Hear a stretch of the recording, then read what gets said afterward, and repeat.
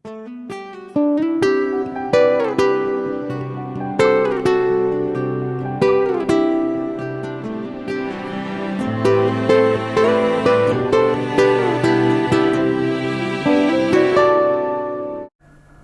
welcome to Nick's Fix. This is a new segment untuk buku-buku, books yang I found interesting, and I hope that all of us can continue the habit of good reading, a habit of menambah ilmu, and also there's nothing wrong on reading fiction or something like light-hearted ataupun even chick lit. So whatever goes. So for me, dulu I read a lot buku, prodigiously, but lately not much. So I've been trying to motivate myself to pick up that spirit, to pick up that motivation, so that I can read more, escape more maybe, and learn a few things more in this old age, orang kata kan. So okay, so to start off this segment, which I call Buku-oo-logy, I want to start with a book that I can't forget. Dia macam nama buku ni stays with me for the longest time, and I wonder why. Itulah. So the book that I'm trying to present, it's not that I highly recommend it. It's not that I macam cakap this is a book you should read, this is a book that you cannot not read in your entire lifetime. It's not like that. But and also to say that it gave me a lasting impression, I want to deny it. Bukannya dia ada redeeming value sangat, tapi yang peliknya adalah, even in this last few days, as I, trying to rake up idea untuk feature buku, the other books are of course John Grisham that I'm reading right now, one after another, after the longest of time. I've not picked up John Grisham's book for the longest of time. But then, when I started back, it's wonderful, that innocent feeling of finding justice. I wonder, I think that's it lah. You cannot just baca terus. Sometimes there's like macam you dah give up on the lawyerly world, and then when you start again, everything seems fresh. So maybe what I can do with this book that I'm featuring in this first segment of Buku-oo-logy is maybe we can rake our brains up to find why. So the title of the book is The Birth of Venus by Sarah Dunant. The Birth of Venus ni coincides actually with ada satu nama painting with the same title, The Birth of Venus. So that one was controversial in its time sebab dia the first time bukan made on wood or something like that lah. So but I'm not here to talk about that. So I'm here to talk about The Birth of Venus, and it's been a long time ago. I read the book in the longest past. So that itu yang peliknya, why I can't forget it. Why I can't unforget it. Is that the right way to say? So what I remember, what I recall from that book is this. There is this scene, this girl. This is about the journey and life of one girl in Florence. So this girl was sitting on top of a roof, getting her hair bleached. Before that, she got lime ataupun lemon to her hair. Sebab it's the trend then to have the hair lighter. So bleaching the hair was was a safe thing and an in thing to do. Sebab bila nampak hair tu lighter sikit, nampak macam vogue lah, trendy lah, gitulah. So I mean, that was one scene that I cannot unforget. So and then later what I remember also was that she fell in love, or rather she explores her feelings with this unknown commission painter. You know, her family ni kaya jugalah, gilded, macam merchant family in Florence, Italy. So her family commission untuk this painter yang datang daripada guild ataupun persatuan ataupun abbot, something like that lah. Tapi dia macam dia seorang je. So dia ditugaskan untuk paint a chapel ke ataupun bahagian dalam rumah yang tak siap ataupun di abandon tu. So tak siap lagi lah. So somehow she found her way into his work area, and I think she seduced him, something like that lah. And I think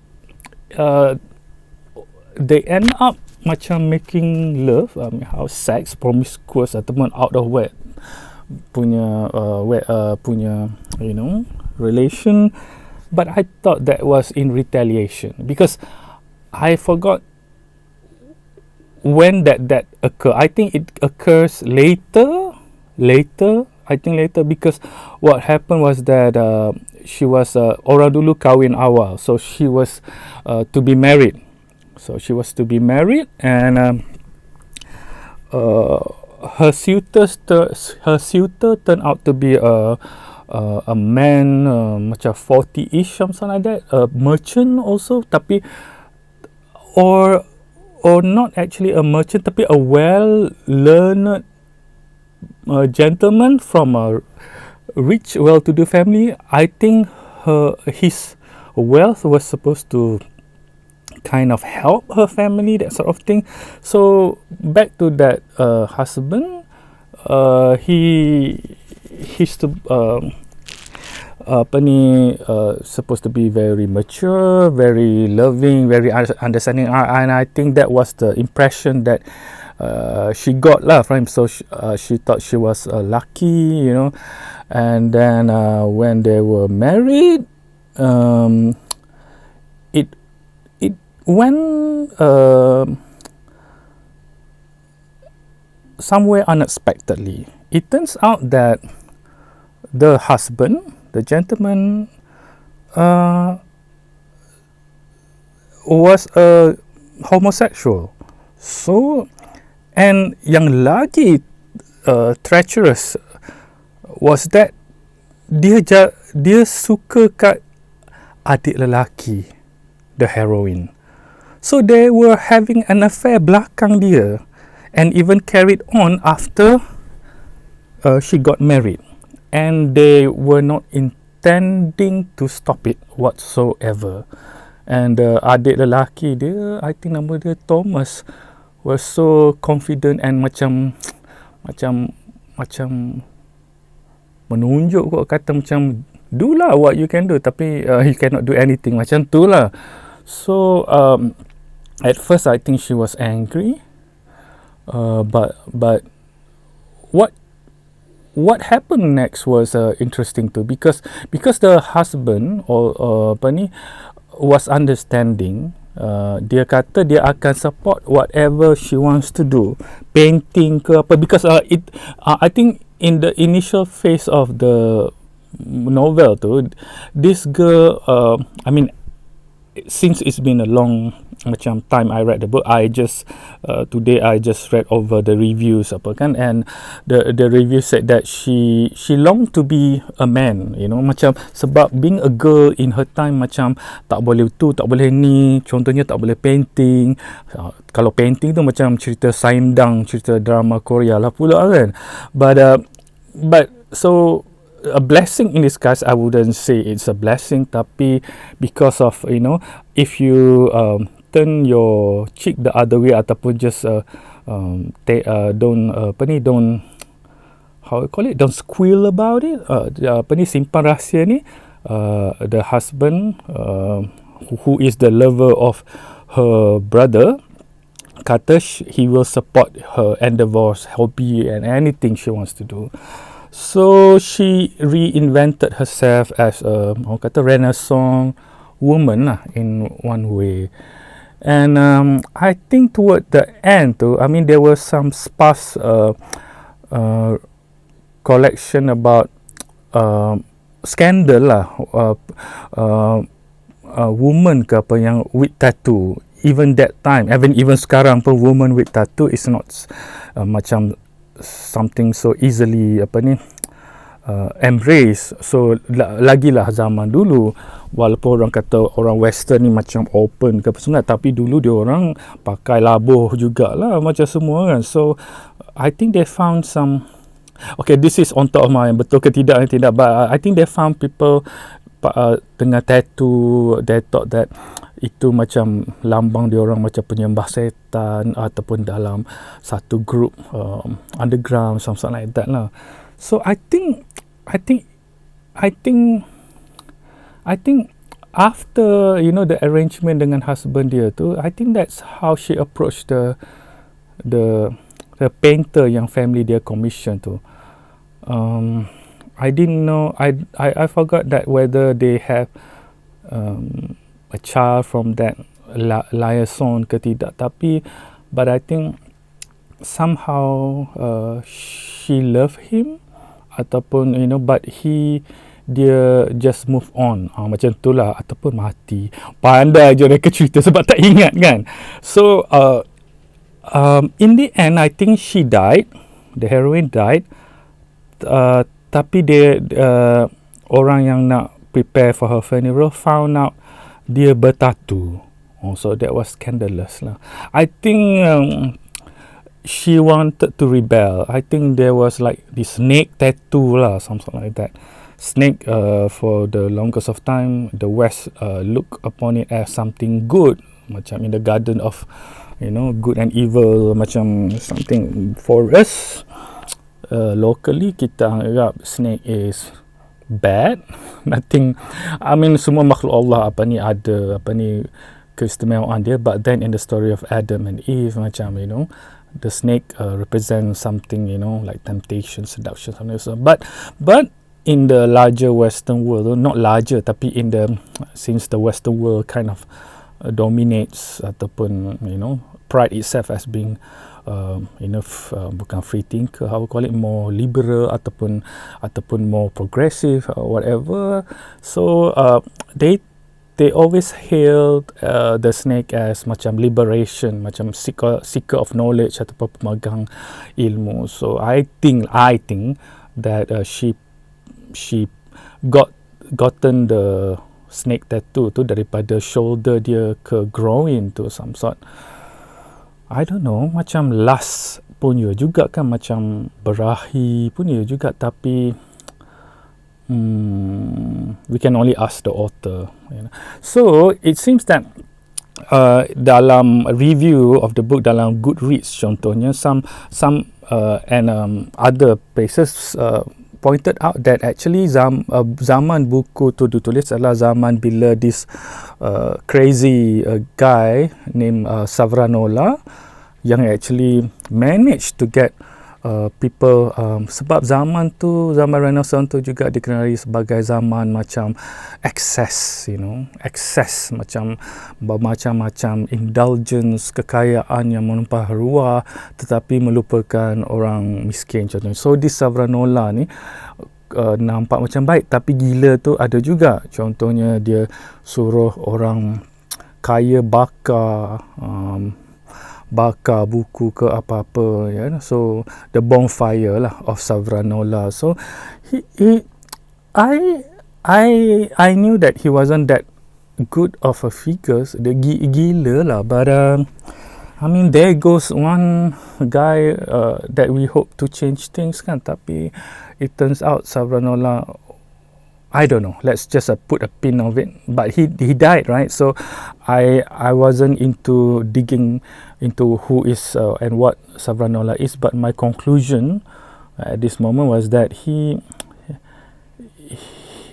got apa ni, he didn't, macam dia terlampau macam extreme or something like that. So supposedly the Savranola punya tu, the author put that figure inside to coincide with the novels punya timeline.